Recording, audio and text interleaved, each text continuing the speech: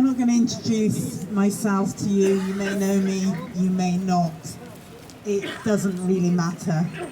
As I once said, I'm nobody. And I'm not going to speak for too long either, because you're going to hear more than enough of my voice today.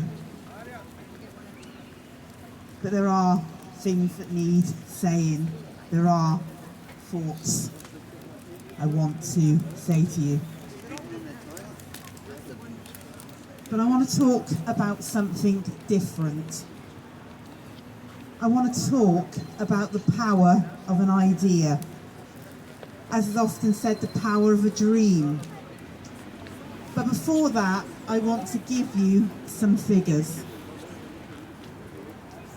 Estimated deaths within the Ukraine-Russia conflict at the moment is 655,000. Now there are different figures depending on who you ask, like anything. But that's what they're estimating, about 655,000. And then on top of that, 10,500 civilians. In the situation between Israel and Gaza, killed now on both sides, at least 44,802 people, including nearly 16,929 children. Injured more than 113,097 people. Missing, probably buried under the rubble, more than 10,000. In the ongoing situation between Israel and Lebanon, already 2,255 deaths, 10,524 injured. And I want to give you some older figures. Estimated in World War I for the UK, 880,000 deaths, including 2,000 civilians. In World War II, 384,000 deaths, but 70,000 civilians. But why? What makes quite ordinary men and women slaughter their fellows on the battlefields of the world? An idea. An idea that the enemy is a threat to them and their lives. The idea that somehow the enemy is subhuman, is a violent race, are all extremists, are following a dangerous creed. Simply put, the idea of kill or be killed.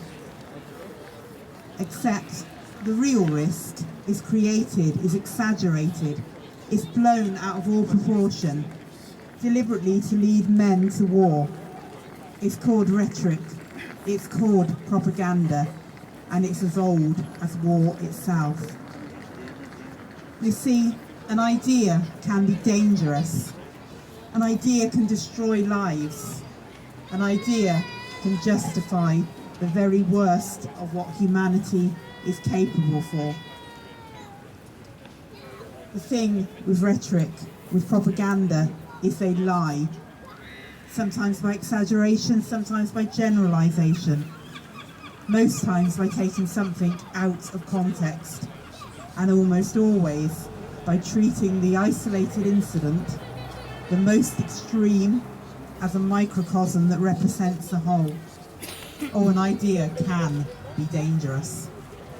Men, and when I say men, I mean men and women, mankind will kill for an idea. Men will die for an idea. That is the power of an idea. I gave you the UK casualty figures for World War I. And as a train of thought that we stumbled blindly into World War I, that we sleepwalked into combat.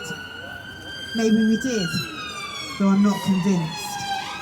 If so, we are sleepwalking now into World War III, and it's time to wake the fuck up. But we don't sleepwalk into a war without the rhetoric. We don't sleepwalk into a war without the propaganda. We don't sleepwalk into a war without an idea. And that idea, the rhetoric, the propaganda, is in full force today. The idea that peace can only come by defeating an enemy on the battlefield. The idea that there can be no negotiation with some parties to a conflict. The idea that we can ever protect by sending lethal aid. We can't.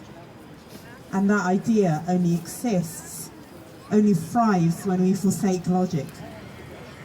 We've been prompted to accept duality. The idea of a peacekeeping force. The idea of sending lethal aid. The idea of escalating to de-escalate. A show of force does not keep the peace. Intimidation is not peace. Fear is not peace. Who do we aid when we send weapons of war?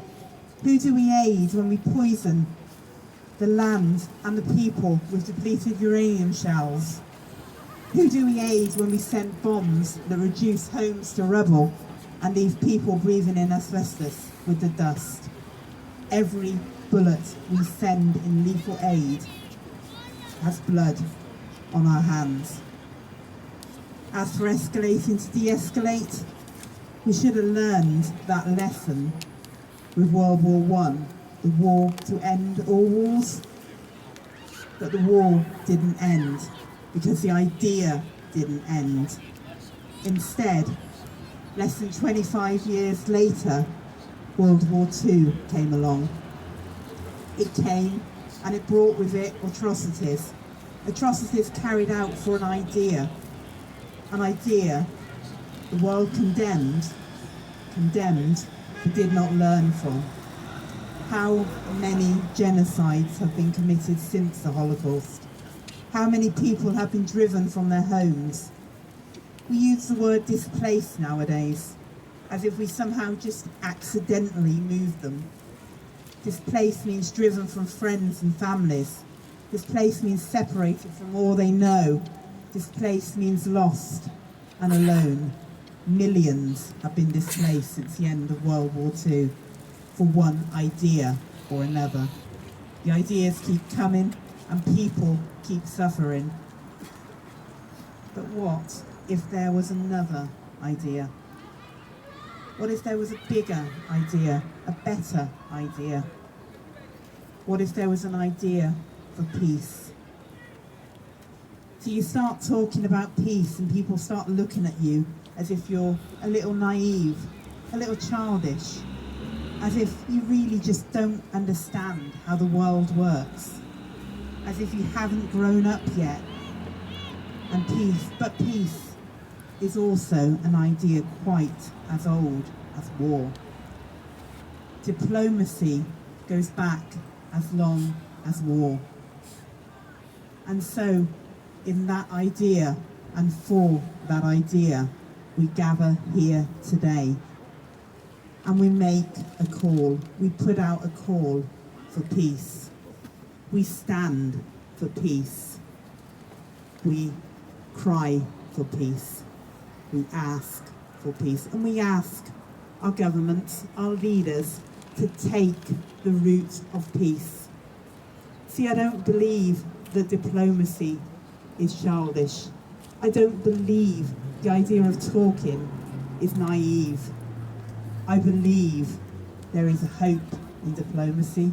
I believe there is hope in talking. I believe there is hope in being able to see that the other side, that the enemy is simply the same as you, that simply want to live their lives. So we call on our leaders to take the route of democracy. We call, not democracy, of diplomacy. We call on our leaders to take the route of peace. And we want to send that message out from here today.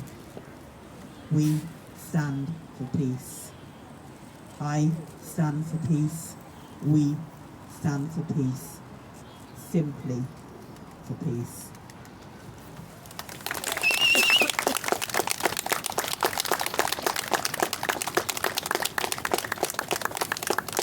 We have a couple more speakers coming up.